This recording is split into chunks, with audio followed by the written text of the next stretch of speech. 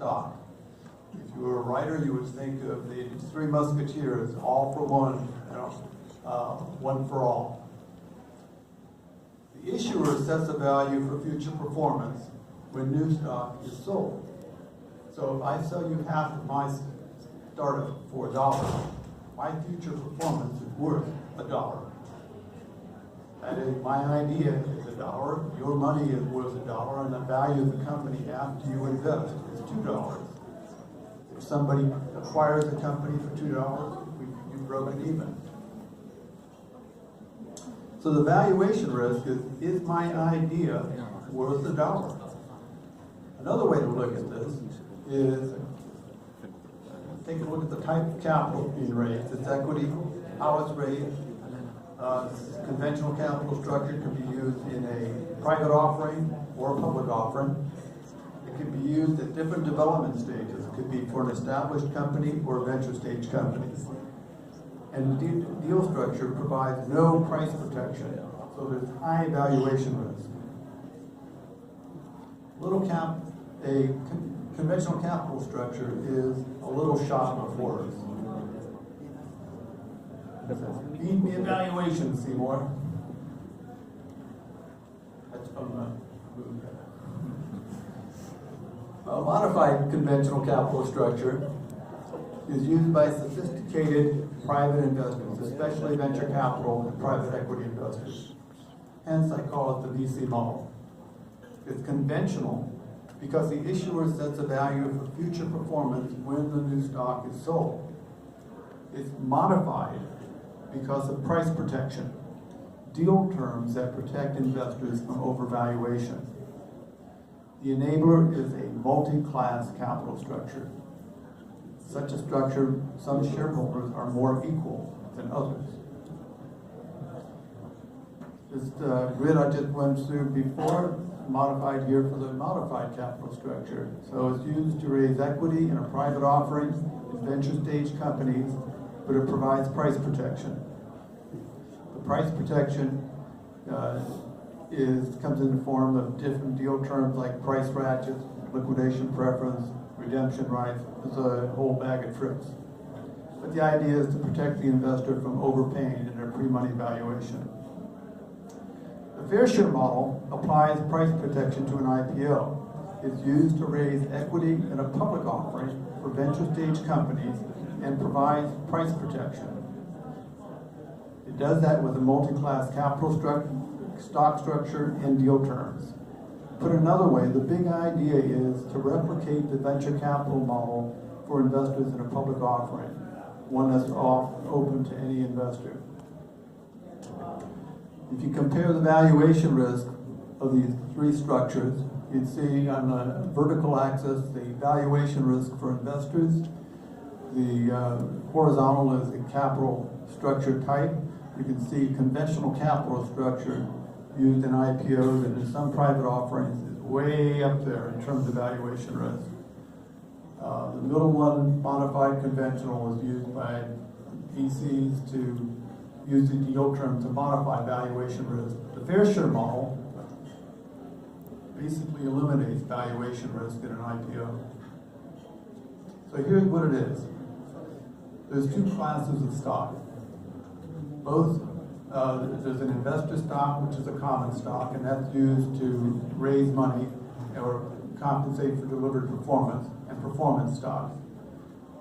Both vote, but only one can trade, the investor stock. The performance stock can never trade. So it votes, but can't trade. Based on milestones, performance stock converts into the investor stock. Approval from each class is required for board member election, changes to the conversion criteria, compensation plans involving investor stock, changes to the capital structure, and acquisition matters. The conversion criteria is set by the company and described in its offering documents. It can be modified by agreement of both classes of stock. There will be variation on what the criteria is based on industry, stage of development, geographic location, and even the personalities of the people. A likely criteria would be a rise in the market cap.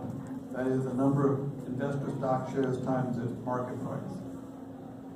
Could be based on developmental achievements, such as passing FDA approval, getting a product out. Could be operational financials, such as sales and profit. Could be based on an acquisition price, if there is one. And interestingly, it could be measures of social good. The implications for fair share model issuers is that there's an incentive to offer IPO investors a really, really low pre-money valuation. The reason is, if market capitalization is a measure of performance, you want the starting point as low as possible. You can imagine that for companies trying to raise venture capital, they'll say, hey, we're having a sale. Here's our terms. They could alter the capital markets. The second implication, I think, is going to be a more significant one, and that's there's a competitive advantage in recruiting and motivating employees. You compare a fair share model company to other companies, both would offer salaries and benefits and options on the tradable stock. The options on the tradable stock of a fair share model company will have more upside. And it'll be the option for performance stock participation. So a company can say to a desired employee or recruit, join us and you'll get these goodies, and you'll also participate in this performance stock pool, and it only has value if we as a team are delivering these milestones. The incentives to support use of the fair share model varies by constituency. I've got three up here: employees, IPO investors, and the pre-IPO investors. So one incentive is that there's less valuation risk for IPO investors. That's important to the IPO investors. Voting power is decoupled from valuation. That is an incentive for all three. The employees can earn more than a VC would allow if it's a well-performing team. That's of interest to the employees. Avoiding an equity squeeze from a new venture capital investor is certainly of interest to employees and pre-IPO investors. The secondary market is likely to bid up the price of the investor stock. That's going to benefit all three groups. It's a powerful motivation for employees to perform well in the interest of all. And this is another peculiar one.